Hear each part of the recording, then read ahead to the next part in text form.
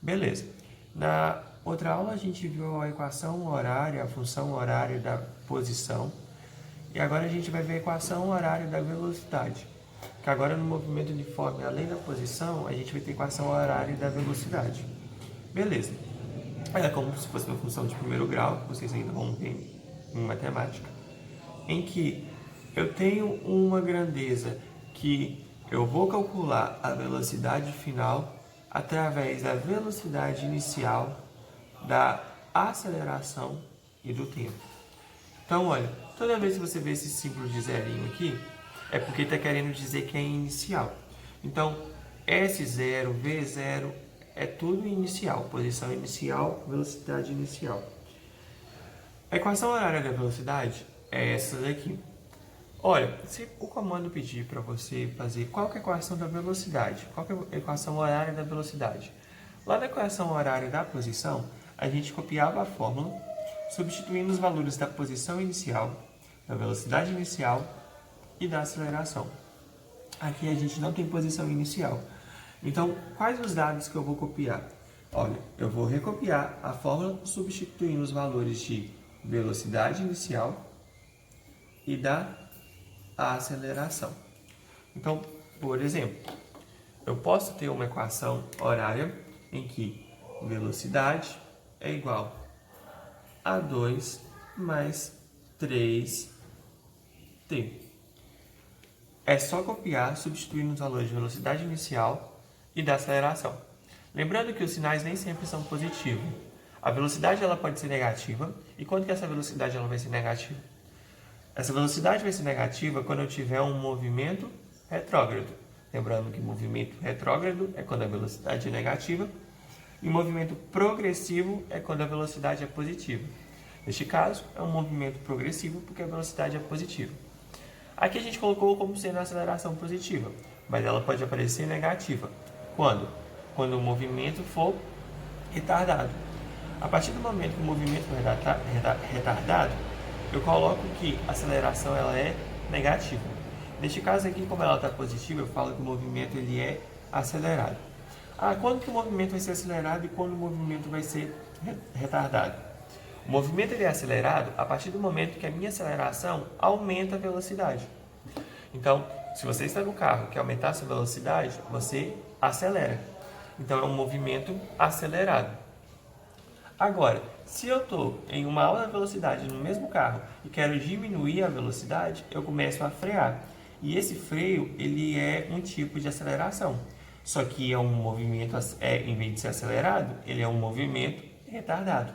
Então, se eu estou diminuindo a minha velocidade, eu coloco que a minha aceleração ela é negativa. Então, tanto aqui no 2 quanto no 3 pode ser sinais negativos. Depende do tipo de movimento. Beleza? Não tem segredo. Agora, a outra fórmula vai ser a equação de Torricelli. Essa equação da Torricelli, vocês costumam muito esquecer ela, mas ela é bem utilizada e é bem eficaz. Olha, a fórmula é velocidade final ao quadrado é igual a velocidade inicial ao quadrado mais 2 vezes a aceleração vezes o ΔS. O que é esse ΔS? ΔS vai ser a variação de espaço, ou seja, o tanto que foi percorrido. Um caminhão saiu do ponto 300 metros e foi até o 500. Qual que é o ΔS dele? O tanto que ele percorreu. Se ele estava no 300 e foi até o 500, então ele andou 200 metros. Essa equação de Torricelli ela vai ser utilizada por um caso específico. Se você parar para analisar essa equação de Torricelli com as demais fórmulas do movimento uniforme variado, você vai ver que a de Torricelli vai ser a única que não tem tempo. Então, olha, diante dos dados que você tem, se ele não te deu tempo, a fórmula mais eficaz que eu posso ter é a de Torricelli. Se ele não te dá o tempo e quer saber uma dessas grandezas aqui, qual fórmula que eu vou usar? Torricelli. Tem um porém também, esse sinal positivo.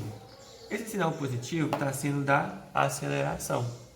Se o movimento for acelerado, eu coloco como sendo positivo. E se o movimento for retardado? Aqui vai vir como sendo negativo. Beleza, só recapitulando. Quando é que eu vou utilizar a equação de Torricelli? quando não me é fornecido o tempo. Se não tenho tempo, não quero saber o tempo não me importa, eu vou usar a equação de Torricelli. Não esquece, se não tem tempo, eu uso a equação de Torricelli. Beleza? Pois bem, e agora em gráfico? Como ficaria o gráfico de movimento uniforme variado? Olha só, toma muito cuidado com o gráfico. Eu posso ter vários tipos de gráfico. Na verdade, eu posso ter dois tipos de gráfico. Eu posso ter um gráfico de espaço por tempo, ou eu posso ter um gráfico de velocidade por tempo. Neste caso aqui, eu tenho um gráfico de velocidade em função do tempo. Olha só, vamos analisar esse gráfico. Olha, aqui embaixo eu tenho o tempo. Agora, aqui em cima eu tenho a velocidade. Então, vamos analisar. Quando o tempo é zero, a minha velocidade ela é 10 metros por segundo. Beleza. Quando o meu tempo é 2, a minha velocidade ela é 20 metros por segundo. Então, com esse gráfico, eu já consigo concluir que ele é um movimento uniforme variado. Por que ele é um movimento uniforme variado? Porque, olha só, a velocidade ela não permaneceu a mesma. Quando o tempo era 0, a minha velocidade era 1.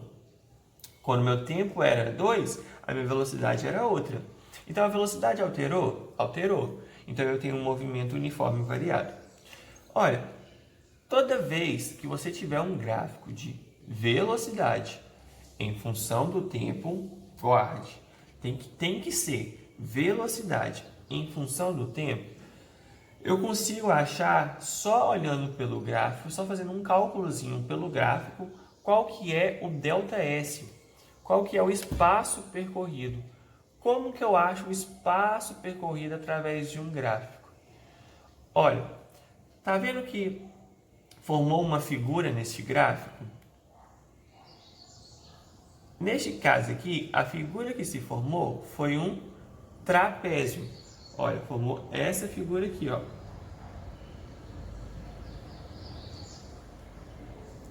Formou um trapézio. E aí, como que eu faço? Olha, para mim achar esse ΔS, que é o tanto que foi percorrido, é só calcular a área da figura do gráfico.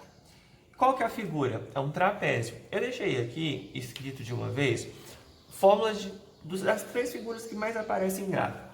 Um trapézio, de um triângulo, de um retângulo.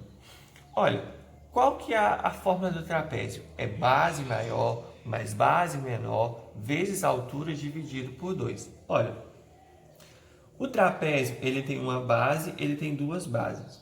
Uma é maior do que a outra. Então, eu vou chamar uma de base maior e a outra de base menor.